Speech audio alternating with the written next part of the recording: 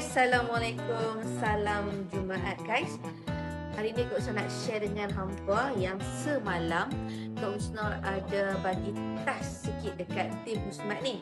So hanya 24 orang sahaja yang menyempurnakan tas tersebut.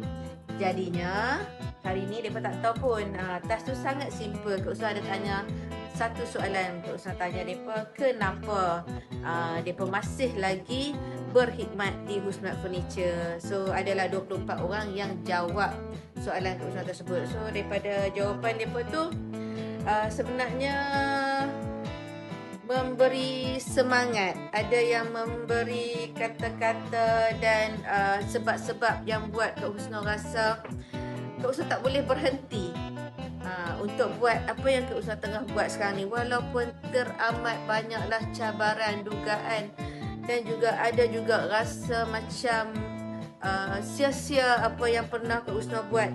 So guys, atas daripada jawapan-jawapan 24 orang tu yang ada di antaranya buat Kak Usna sedar kembali kenapa Kak Usna buat apa yang Kak Usna buat.